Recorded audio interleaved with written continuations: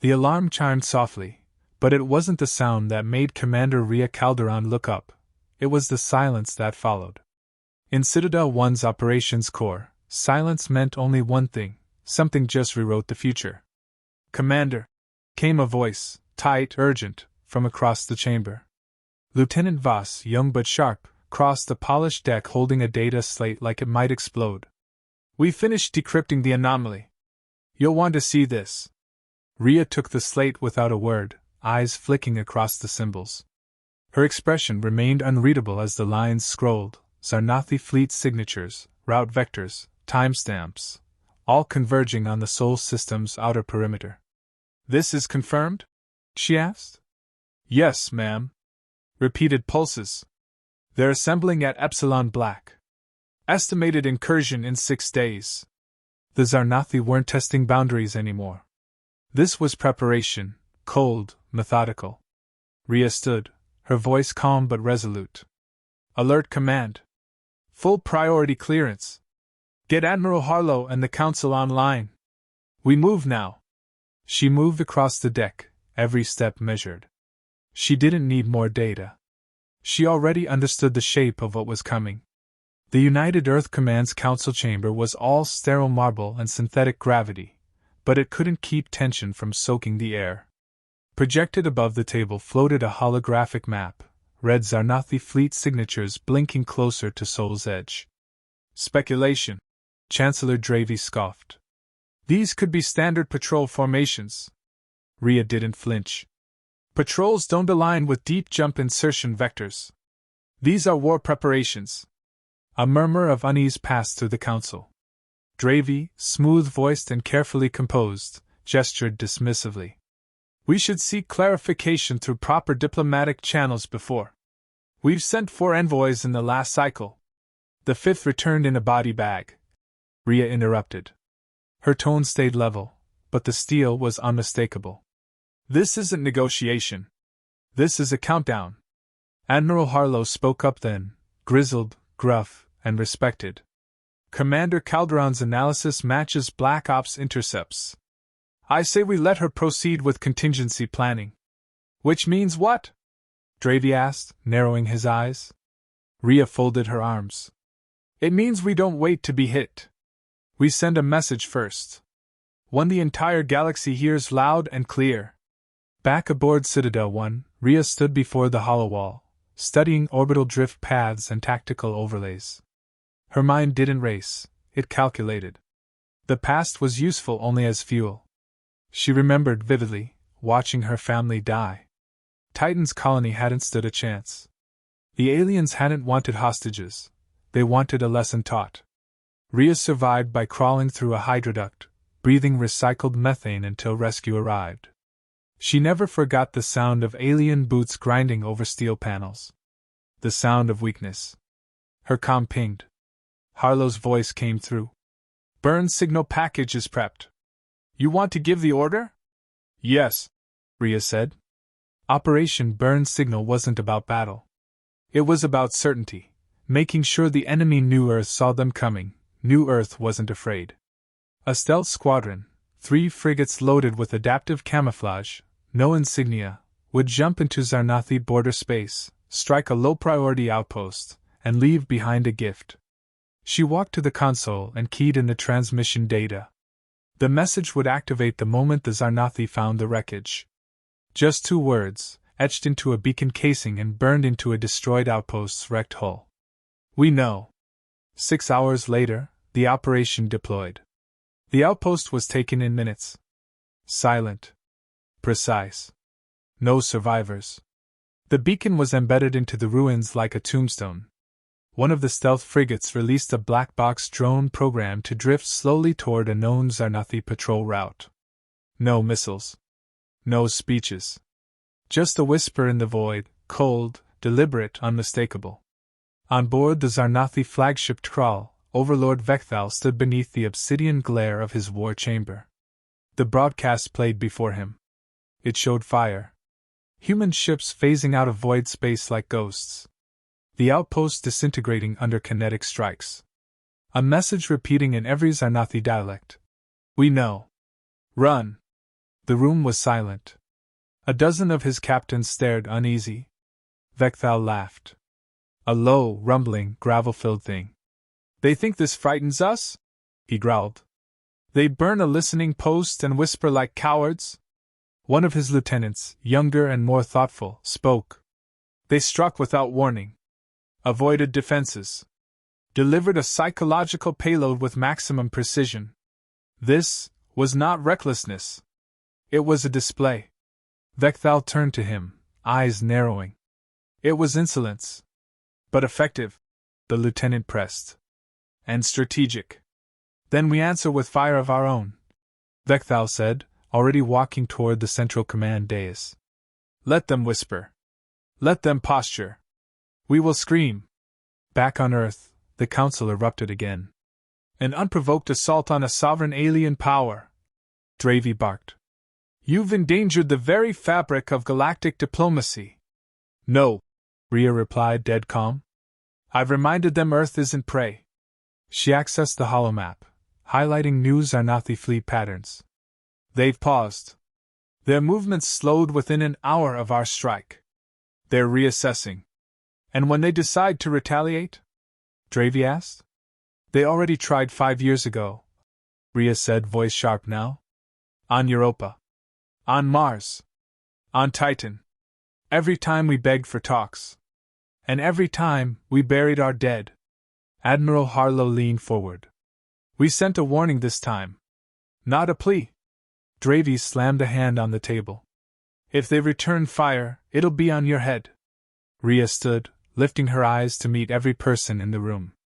Then at least I'll die on my feet. Not choking on another council resolution while cities burn.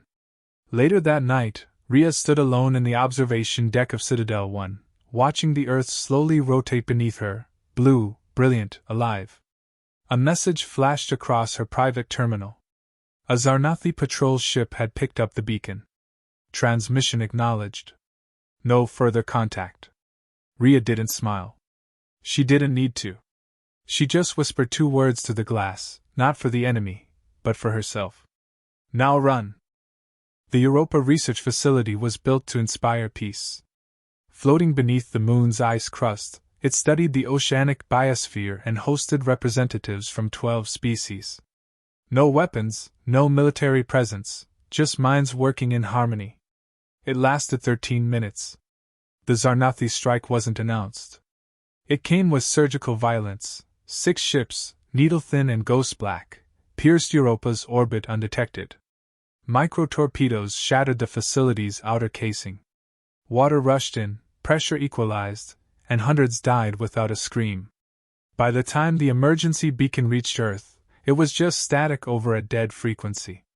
Commander Rhea Calderon stood in the war room, watching the recovered footage in silence. Blue walls turned red. Lights flickered, extinguished. Bodies drifted. She said nothing. She didn't blink. Admiral Harlow finally spoke, voice low. This wasn't just retaliation. It was a statement.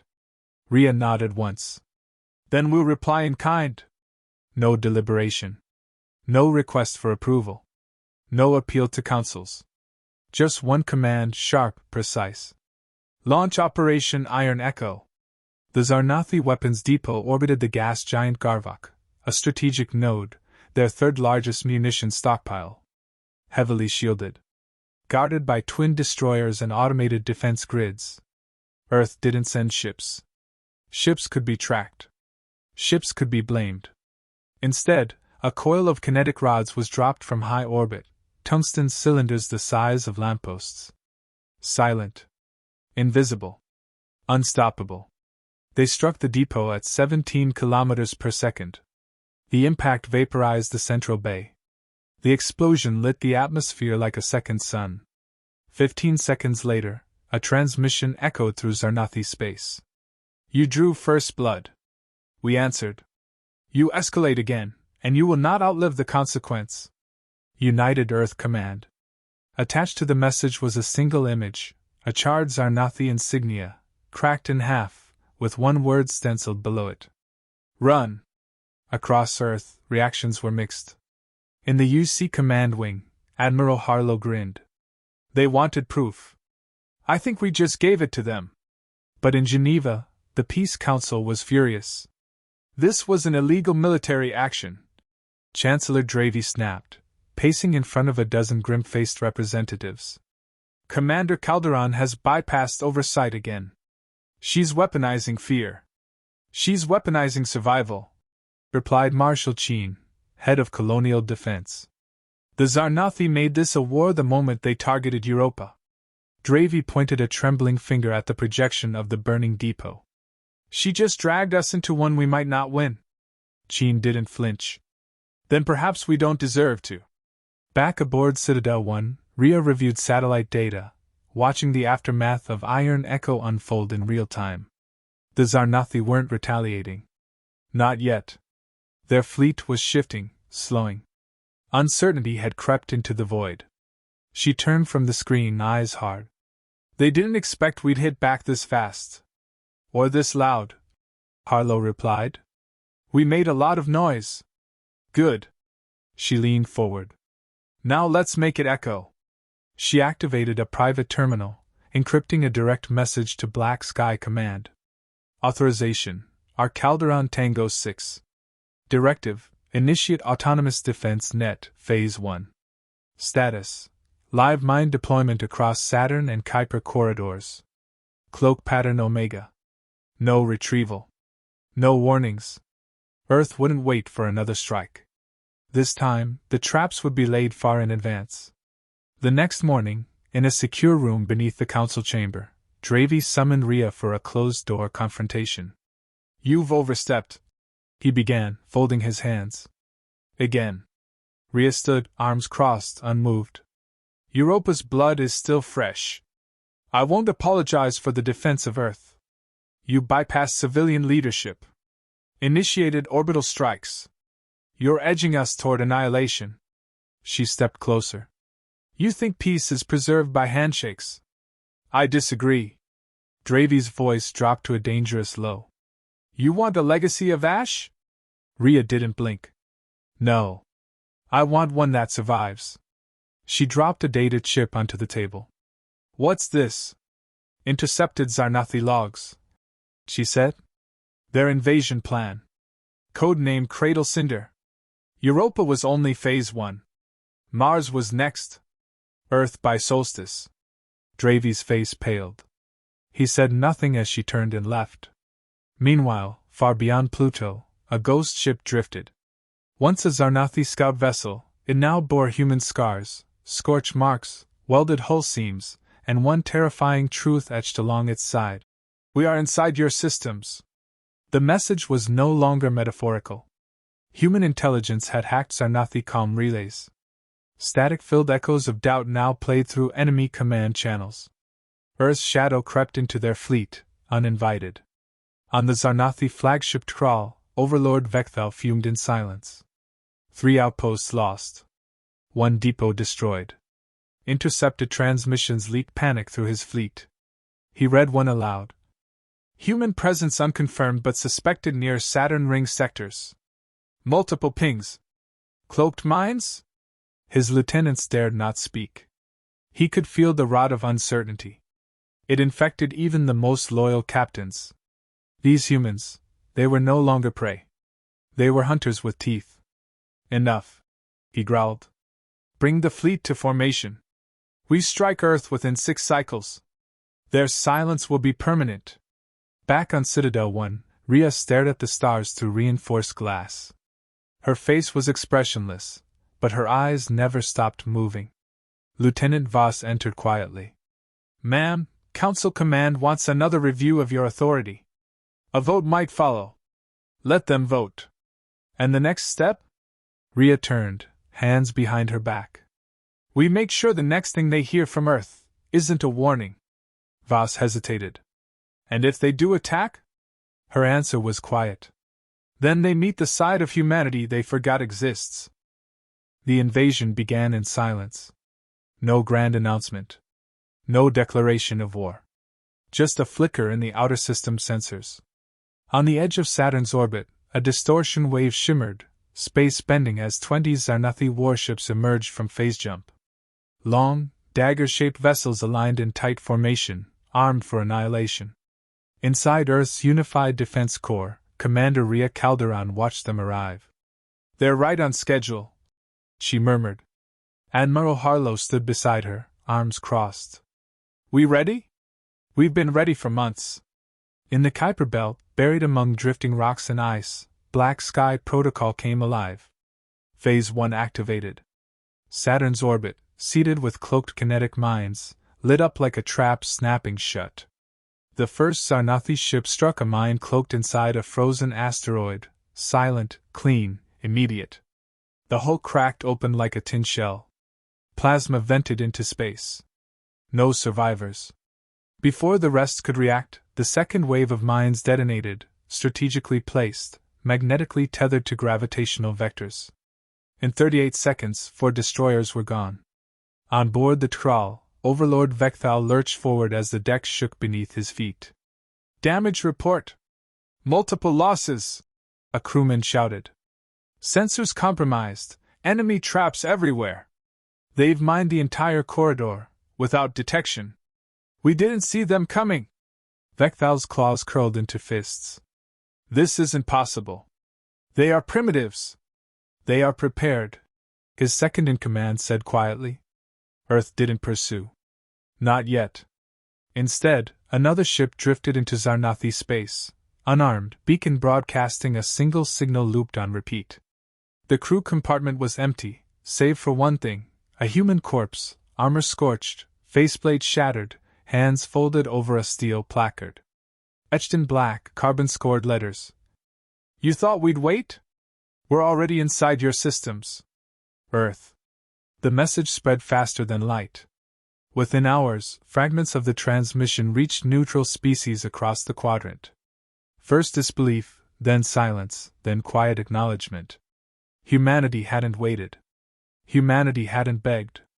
They had set a trap, and the invincible Zarnathi had stepped right into it. In the Earth Command Nexus, a pin-drop quiet filled the war room. "Multiple Zarnathi vessels are attempting to retreat," Voss reported, barely able to hide the awe in his voice. "Their comms are fragmented. Some are jamming each other." "Don't intercept," Rhea ordered. Harlow turned to her. "Letting them go? They're terrified. Let them run. Let them tell the story." She stared at the slowly retreating blips on the map, each representing a ship that would carry Earth's warning across the stars. On board the trawl, Vekthal listened as his command channels fractured. His own captains were arguing, some demanding retreat, others urging suicide strikes. The illusion of unity, of dominance, was dissolving. "They planned this," his aide said, voice low. "They knew we'd come this route. They invited us." Vekthal spat. One by one, his fleet blinked out, retreating in disarray, abandoning the cause. He opened a final channel. No encryption. No bluster. Withdrawal. Earth is not weak. Earth is waiting. In Geneva, the Peace Council sat stunned. Surveillance feeds showed wrecked Zarnathi hulls spinning through space, broadcast across every interstellar net. Chancellor Dravey said nothing for a long while. When he finally spoke, it wasn't to accuse, it was to ask. "Do you think they'll ever return?" Rhea Calderon's reply came from a live feed aboard Citadel 1. "If they do," she said, "they'll bring a shovel. Not a fleet."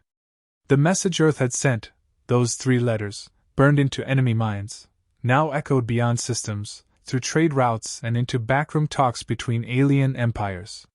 One word, no signature, became the new doctrine of deterrence. Run. No further elaboration required. Later that night, Rhea stood in the silence of the observation deck high above Earth's curve. The storm was over. But it wasn't victory she felt. Not pride. Not relief. Only certainty. "Ma'am," Lieutenant Voss said, stepping beside her. "Global news networks are quoting you. You've got half the galaxy rethinking their borders." She didn't turn to him. "They should. Fear isn't weakness. It's wisdom with good memory." He hesitated. "Was it worth it?" Rhea's eyes stayed fixed on the blue world below. "Ask me again in 10 years. At the far edge of Zarnathi space, a young cadet aboard a supply frigate stared at a graffiti-scrawled wall inside the ship's hangar. It hadn't been painted by a human. One of their own, someone shaken, had carved it there. 3 letters. One truth. Run. And for the first time, the Zarnathi knew what it meant.